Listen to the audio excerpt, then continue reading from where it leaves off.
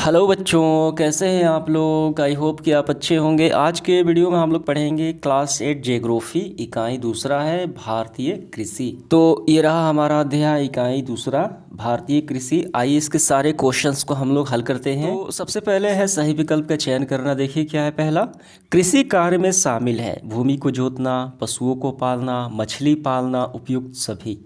तो इसका होगा उपयुक्त सभी, ऑप्शन नंबर डी। आप सोच रहे होंगे कि मछली पालना भी कृषि कार्य में शामिल है। जी बिल्कुल शामिल है।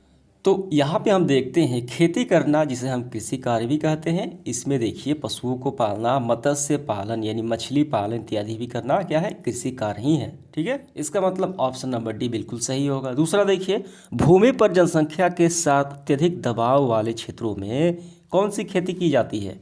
जहाँ पे जनसंख्या घनत्व यानी उसका दबाव अधिक होता है भूमि पर, तो भूमि पर अधिक दबाव वाले क्षेत्रों में जनसंख्या का, वहाँ पे गहन जीविका कृषि की जाती है। कौन, गहन जीविका कृषि। तो ऑप्शन नंबर सी बिल्कुल सही होगा। इसके बाद तीसरा, इनमें से कौन समूह जो है वो रबी फसल के संबंधित है। रबी फसल मतलब जाड़े के मौसम में कौन सी फसल बोई जाती है। तो यहाँ पे देखिए, यहाँ पे गेहूँ, चना, मटर, मसूर। ठीक है, तो ऑप्शन में क्या है, ऑप्शन में गेहूँ है। तो ऑप्शन नंबर देखिए यहाँ पे, तो ऑप्शन नंबर डी देखिए, गेहूँ और मटर है। तो ऑप्शन नंबर डी बिल्कुल सही होगा।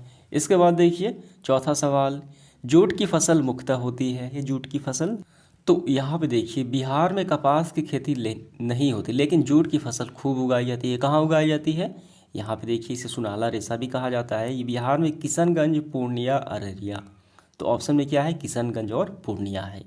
तो ऑप्शन नंबर ए बिल्कुल सही होगा। इसके बाद चौथा, बिस्कोमान उपलब्ध कराती है। क्या उपलब्ध कराती है, तो यहाँ पे हम देखते हैं बिस्कोमान जो है खाद और बीज उपलब्ध कराती है। तो हमारा कौन सा होगा, ऑप्शन नंबर ए बिल्कुल सही होगा। इसके पश्चात खाली स्थान को भरना है। देखिए क्या है पहला, स्थानांतरित कृषि को कहते हैं। क्या कहते हैं, यानी एक स्थान से दूसरे स्थान बदल कर जमीन को खेती करना, उसे क्या कहा जाता है। तो यहाँ पे देखिए स्थानांतरित कृषि, और इसे कर्तन और दहन कृषि भी कही जाती है। हमें भरना है कर्तन और दहन। ठीक है, यही आपको भर लेना है। दूसरा देखिए, उत्तरी बिहार में खाली स्थान खेती वाणिज्य खेती है। तो उत्तरी बिहार में किस खेती को वाणिज्य कृषि कहा जाता है। तो यहाँ पे देखिए वाणिज्य कृषि। उत्तरी बिहार में मखना, केला, तंबाकू की खेती को वाणिज्य कृषि कहा जाता है। हमें क्या भरना है, मखना, केला, और दूसरे में और के बाद तंबाकू। ठीक है, तो ऐसे आपको भरना है, यहाँ पे मखना और केला। ठीक है, और यहाँ पे और के बाद यहाँ पे भरना है तंबाकू। समझ में आ गया। तीसरा देखिए, जायद फसल के उदाहरण है।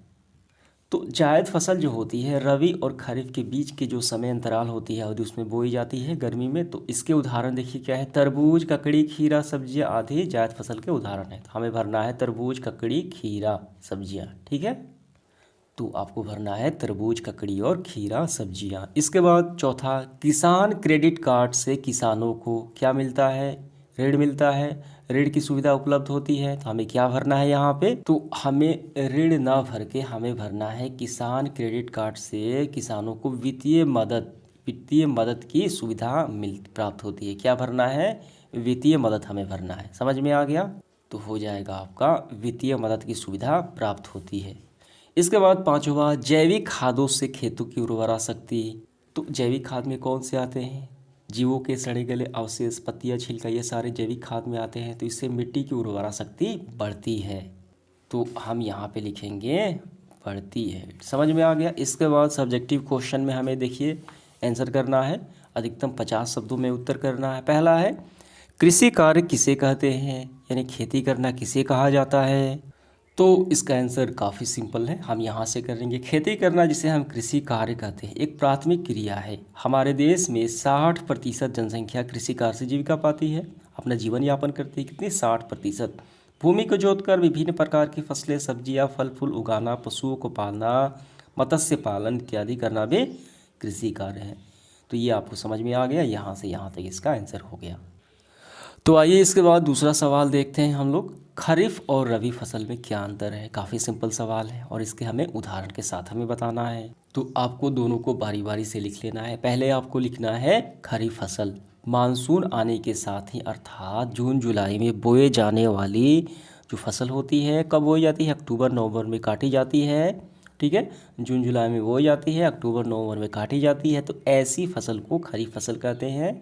और उदाहरण भी देना है, तो इसमें देखिए धान, मक्का, मूंगफली इत्यादि उपजाए जाते हैं। और रबी फसल की बात की जाए तो ये अक्टूबर नवंबर में बोई जाती है और मार्च अप्रैल में काट ली जाती है। समझ में आ गया। और इसमें होती है गेहूँ, चना, मटर, मसूर, जौ। तो ये दोनों मंत्र हो गया और इसके उदाहरण भी हो गए। तो ऐसे ही आपको दोनों को लिख लेना है। तीसरा सवाल देखिए, जीवन निर्वाह कृषि क्या है। तो इसका भी काफ़ी सिंपल आंसर होगा। तो यहाँ पे देखिए नाम से ही स्पष्ट है, जीवन निर्वाह, जीवन को निर्वाह करने के लिए, ठीक है, जीवित रहने के लिए खेती की जाती है। राज्य में कृषि जीवन निर्वाह के लिए किया जाता है। जनसंख्या का अत्यधिक बोझ, रोजगार के अन्य साधनों के अभाव में कृषि ही अर्थ प्राप्ति का स्रोत है, रुपया पैसा प्राप्त करने का स्रोत है। यहाँ कृषि का स्वरूप व्यावसायिक नहीं हो पाता है, ठीक है। तो इस तरीके की खेती को जीवन निर्वाह खेती कहा जाता है, एकमात्र स्रोत है। तो यहाँ से यहाँ तक इसका आंसर हो गया। चौथा सवाल देखिए, व्यापारिक और बागवानी फसल के बारे में क्या जानते हैं। यानी इसके बारे में हमें बताना है, फिर इसके बारे में बताना है, इसके बारे में क्या जानते हैं वो हमें बस लिखना है। तो देखिए काफ़ी आसान है। सबसे पहले हम लिखेंगे बागवानी फसल, लिख के आपको डैश देना है। इसमें केला, आम, लीची, सब्जियां, फूल और घरेलू खपत खूब है, ठीक है। फूलों की खेती पर्व त्योहार, शादी ब्याह, औषधीय पूर्ति के लिए होती है। सब्जियों की मांग प्रतिदिन होती है, इसलिए साग सब्जियों की भी खेती ट्रक फार्मिंग से कहा जाता है। तो ये सारी कही जाती हैं बागवानी खेतियाँ। तो इसके बारे में हो गया। अब इसके बाद हमें लिखना है कौन सा, अब लिखना है व्यापारिक फसलें, ठीक है, यानी व्यापारिक खेती। तो ये लिख के डैश देना है। व्यापार यानी रुपया पैसा कमाने के उद्देश्य से पर्पज से की जाती है, व्यापार करने के पर्पज से की जाती है, ठीक है। इसमें देखिए रबर, मखना, तंबाकू, मिर्च, गन्ना, ये सब व्यापारिक फसलें हैं। तो यहाँ तक इसका आंसर हो गया, समझ में आ गया। अब इसके बाद हमारा प्रारंभ होता है लॉन्ग क्वेश्चन आंसर। काफ़ी ध्यान से आपको समझना है। यहाँ पे इसमें 3 सवाल दिए गए हैं, ये परीक्षा के दृष्टिकोण से नहीं है। देखिए क्या है, पहला, बिहार में कृषि की क्या विशेषताएं हैं। यानी बिहार में कृषि कैसी है, उसकी क्या विशेषताएं हैं, अच्छी है, ठीक है, खेती काफ़ी उपजाऊ है कि कम उपजाऊ है, उसकी क्या विशेषताएं हैं वो बताना है। तो देखिए ये लॉन्ग क्वेश्चन को ध्यान में रखते हुए हमें लिखना है। तो हम यहाँ से करेंगे, बिहार प्रांत की कृषि मानसून पर आधारित है। बारिश होगी तो खेती होगी, नहीं होगी तो नहीं होगी, ये मानसून पर डिपेंड करती है, ठीक है। वर्षा पर निर्भर होने के कारण फसलों में उत्पादन अनिश्चितता बनी रहती है, ज़्यादा होगा कभी कम होगा, ठीक है, इसकी कोई गारंटी नहीं होती। पर्याप्त वर्षा से अच्छी फसल होती है, जबकि अल्प वृष्टि से फसल का नुकसान होता है, ओले पड़ते हैं, पाला पड़ते हैं, उसके नुकसान होता है। इस तरह फसल की, तो इस तरह यहाँ की फसलें प्राकृतिक वर्षा पर निर्भर करती हैं। समझ में आ गया। तो ये सारे लिखते हुए आपको यहाँ तक लिख लेना है, ठीक है, क्योंकि ये लॉन्ग क्वेश्चन आंसर है। समझ में आ गया ये पूरा आपको। दूसरा देखिए लॉन्ग क्वेश्चन, कृषि किन कारणों से प्रभावित होता है।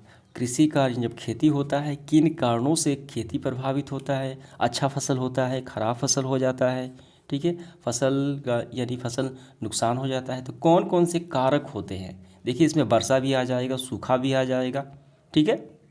तो यहाँ पे हम लिखेंगे कृषि कार्य को प्रभावित करने वाले कारक, लिख के डैश देना है। तो पहला देखिए वर्षा पर निर्भरता, ये पहले आपको लिखना है, फिर दूसरा लिखना है ये पूरा, फिर तीसरा, चौथा, पांचवा, ठीक है। और इसी तरीके से आपको यहाँ तक लिख लेना है ये पूरा, ठीक है, ये पूरा ही आपको लिखना है। समझ में आ गया।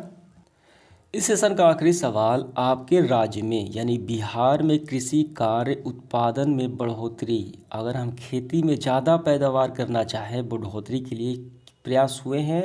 तो लिखिए कौन कौन से प्रयास हुए हैं, ठीक है।